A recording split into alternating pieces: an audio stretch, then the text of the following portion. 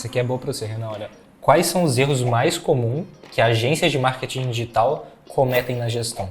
Faz um resumo assim de o que a galera precisa saber antes de abrir a agência para não se dar mal, assim. Ó, quando eu tô gravando esse vídeo aqui, a gente tem agência, né, antes que eu reportei, 12 anos, né? Então, eu vou pegar de erros que a gente cometeu. Então, vamos lá. Assim, acho que a gente fala de contratação. Um erro que a gente comete, às vezes, é insistir com uma pessoa que a gente sabe que não vai dar certo. Esse é um erro muito comum, que às vezes você tá no começo assim, putz, mas vou ter que demitir uma pessoa e tal. E tem aquela regrinha do mundo aí startupeiro, o pessoal fala que é contrate rápido, mas demita ainda mais rápido, né? Tem uma regrinha assim. Não, contrate rápido não, perdão. Contrate devagar e demita rápido. Isso. É isso aí, contrata devagar e demita rápido. Qual que é o ponto da contratação? Esse é um erro já passei por isso. Pô, a pessoa tá lá, ela não tá rendendo legal e a pessoa não tá alinhada culturalmente, aí você tenta dar uma chance, dar duas chances e tal, e aquilo não funciona. Então assim, você dá uma chance e a pessoa respondeu bem, continua. Se deu uma chance e não respondeu bem, tchau. E aí qual que é o ponto que eu acho que é o erro principal? Usa o período de experiência, os 3 primeiros meses, para realmente testar a pessoa.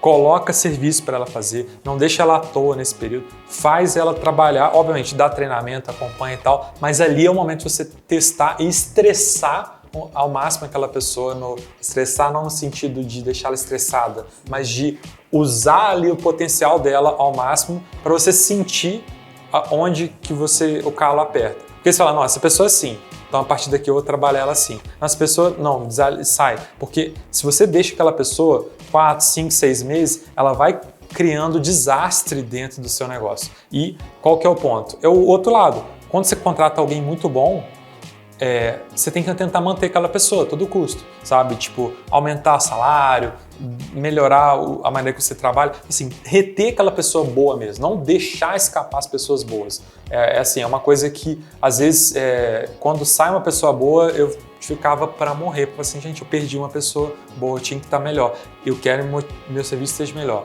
Então, acho que para começar, eu iria por aí. Eu vou pensar em outras coisas aqui. Você conseguiu pensar alguma ideia enquanto isso? Pô, eu acho que a galera que tá começando, né, talvez o erro deles ali é achar que não vale a pena cobrar muito porque tá começando. É tipo assim, eu não vou cobrar tão mais porque eu tô começando. Não, mas às vezes você tá começando a agência, mas você já teve anos de experiência trabalhando como funcionário. Eu fiz muito isso, cobrar muito baixinho. Muito pouco. Às vezes você já fez freela há muito tempo e agora tá profissionalizando, né? Às vezes você tem clareza que o seu serviço é bom porque você já fez ele algumas vezes e você teve feedbacks positivos. É claro que se você tá começando do completo zero, nunca estudou, não tem nenhum tipo de formação na área e é o primeiro cliente, aí você tem que cobrar barato mesmo e é isso. Agora, se você já tem uma carreira e aí agora você está começando o seu primeiro negócio, né? E aí é sua agência, e aí você está no mercado ali, cara, aí você tem que cobrar de acordo. Cobra de acordo com o mercado. Você não vai ser o maior ticket do lugar, da cidade, não vai ter os melhores clientes. Isso é claro, né? Você está começando uma empresa, mas você também não precisa cobrar R$200 para fazer social media, R$500 para fazer um serviço de inbound. Não é assim que funciona.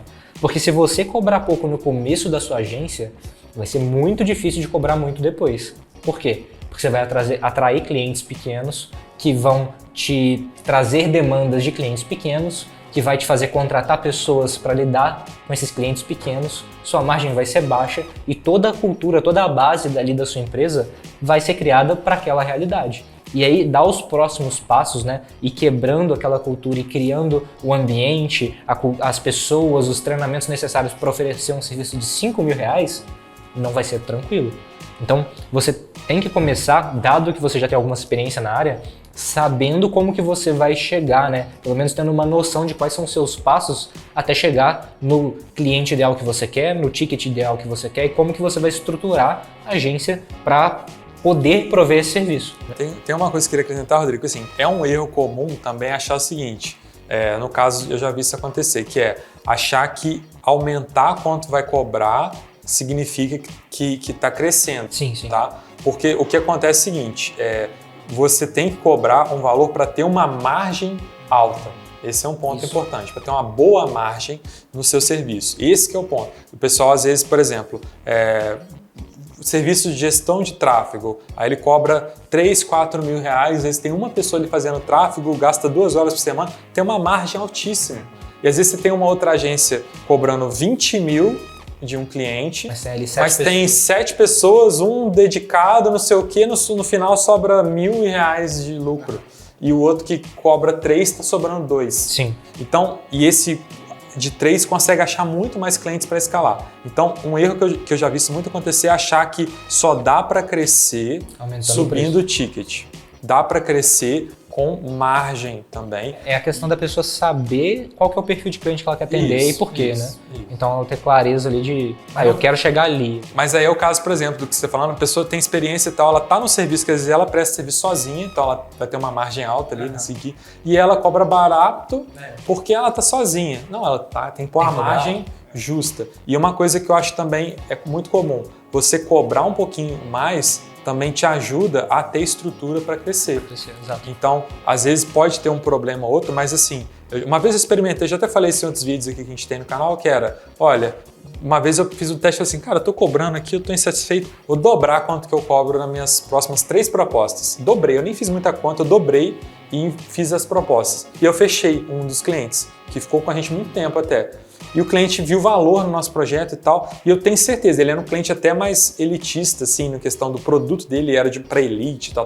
Eu falei assim, esse cliente, se a gente tivesse cobrado metade, ele não ia fechar. E ele fechou porque ele viu que a gente tinha valor e a gente teve o valor que ele queria. Então, eu já tinha aquele valor dentro, já poderia estar cobrando aquilo há anos, só que eu tinha essa timidez, essa coisa.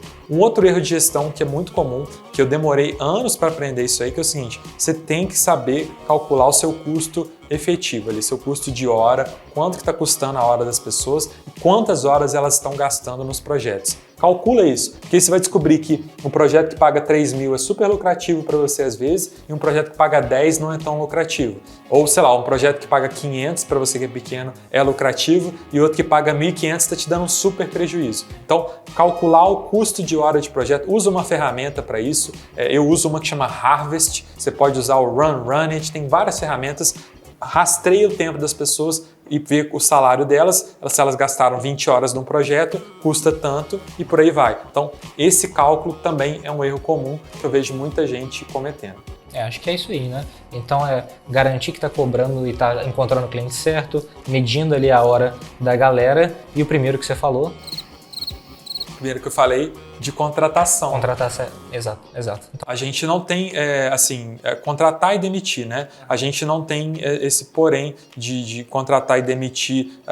Demora para contratar, mas demite assim que você vê a coisa, porque tudo bem, acontece, está desalinhado. E uma coisa, só para um acréscimo, também serve para cliente, tá? O cliente, não necessariamente você precisa demorar para fechar um contrato, nada disso, mas você tem que certificar que o cliente vai seguir todas as fases. Faz um diagnóstico legal, analisa bacana o que aconteceu, se o cliente tem a ver, conversa. Se o cliente não quer fazer um diagnóstico legal, tchau. Exato. Então, tenha paciência para colocar o cliente e pense que é um casamento de longo prazo, tá? E ao mesmo tempo, o cliente desalinhou, começou a dar problema, não sei o que lá, tchau. Não fica também ali remoendo, tentando. Você tem um contrato, beleza? Se não tem, o cliente pediu o cancelamento, segue a vida. Porque a gente também ficar insistindo com o cliente ruim não é legal. Mas na hora de trazer o cliente, muito cuidado, muita calma e não queime etapa.